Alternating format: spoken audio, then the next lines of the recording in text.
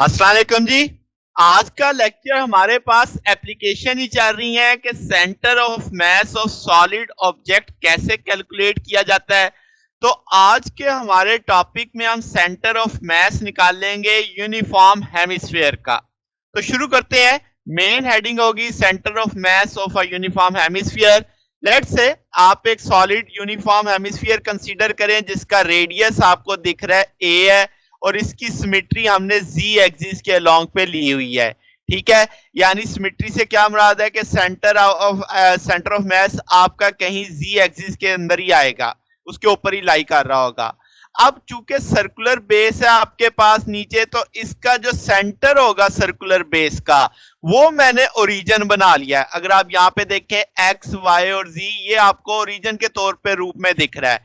ठीक होगी बात। अब मैंने ये भी माना कि वॉल्यूम यूनिफॉर्मली डिस्ट्रीब्यूटेड है इस सारे के अंदर, तो यहां से हम वॉल्यूम डेंसिटी देख सकते हैं कि डीएम बराबर आ जाएगा किसके, रो डीवी से।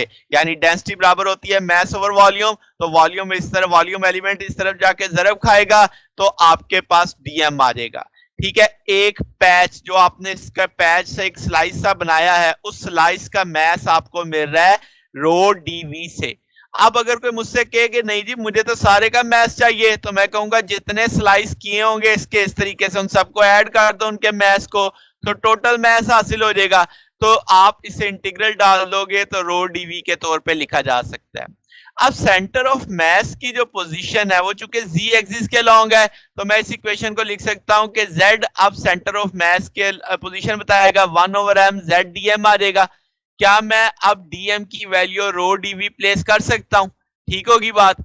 अब अगली बात पे चलते हैं कि जो आपके पास पोजीशन है उसको मालूम करने के लिए मैं पूरे हेमिस्फीयर को लार्ज सर्कुलर डिस्क में तोड़ देता हूं।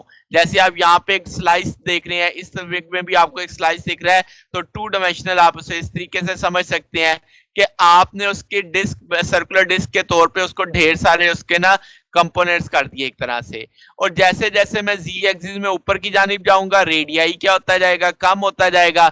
और ये जितनी आपने सर्कुलर डिस्क इसकी तोड़ी है, जिसमें डिवाइड किया है, आपके पास वो एक दूसरे के ऊपर रखी हुई है। ठीक है, अब आपने जो कंसीडर की हुई है एक, उसमें आपके पास अगर मैं कहूं कि भाई आपने उसका आर यानी जो आपने रेडियस मालूम करना है उसके जी एक्सिस के लिहाज से उसकी वैल्यू कैसे निकलेगी, तो आप कह सकते हो पाइथागोरस थ्योरम के लिहाज से आपने जी आपके पास, आप कह लो कि आपको बेस मालूम है, हाइपोटेन्यूज मालूम है, तो परपेंडिकुलर निकाला जा सकता है।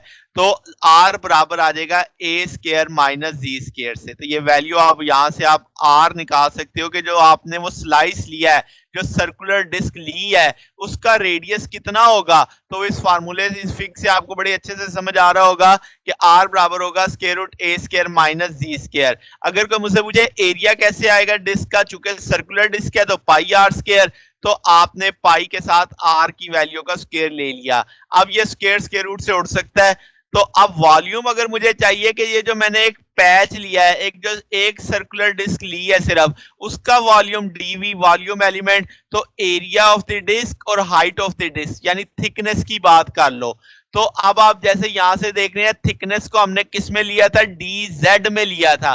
ठीक है, तो अब एरिया आपको मालूम है, ये आपने पाई जो ए स्क्वायर माइनस जी स्क्वायर आ जाएगा और थिकनेस कितनी आ जाएगी, डी जेड आ जाएगी। अब वॉल्यूम मालूम पड़ गया है, क्या ये वॉल्यूम की कीमत इधर इक्वेशन 3 में डाल देते हैं, तो आप यहां से मैस निकाल सकते हैं कि रो पाई ए स्क्वायर माइनस जी स्क्वायर डी जेड आ जाएगा। ठीक है, अब आप जो सेंटर ऑफ मैस की इक्वेशन जानते हैं उसमें आपने मैस की वैल्यू डाल देनी है, ऊपर भी वैल्यू लगी, नीचे भी पाई पाई से कट जाएगा, रो रो से कट जाएगा। इसको थोड़ा सा अरेंज करना पड़ेगा, ये ब्रैकेट ओपन करके इंटीग्रल अलग अलग कर देंगे, नीचे भी ब्रैकेट ओपन करके अलग अलग इंटीग्रल कर देंगे। अब इसमें ये देखो जो लिमिट्स रखी हैं 0 से a तक रखी हैं, क्यों, क्योंकि मेरा रेडियस a था। अब वो जो आपने डिस्क बनाई है, जो स्लाइस की है सर्कुलर, वो कम से कम 0 मैक्सिमम a रेडियस तक तो जाते होंगे, तो 0 से a रेडियस तक आपने उसकी लिमिट्स दे दी। अब आपने जस्ट इसे सॉल्व करना है। आपके पास जी के आगे उसका डेरिवेटिव है तो इसकी पावर बढ़ेगी, डिवाइड हो जाएगा, इसकी भी पावर बढ़ेगी, डिवाइड हो जाएगा उसने से ही। तो आपने इसको लिमिट्स अप्लाई किया, सिंपल अलजबरा है, तो आप इसको सॉर्ट आउट कर सकते हैं। तो जवाब आ जाएगा आपके पास 3/8a। तो अब आपके पास ये वो पोजीशन होगी जहां पे सेंटर ऑफ मास लाई करेगा एक हेमिस्फीयर का।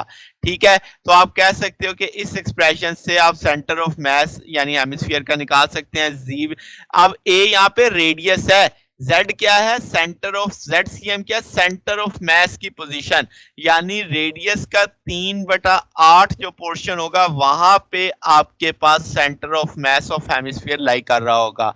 ठीक है, एक जनरल वैल्यू अब आपके पास आ चुकी है सेंटर ऑफ मास, अगर हेमिस्फीयर का निकालना हो तो फार्मूला मालूम है आपको।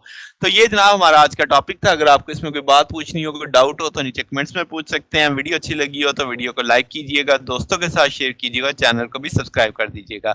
अब तक के लिए इतना ही, बाकी इंशाल्लाह फिर नेक्स्ट देखेंगे। ओके, अल्लाह।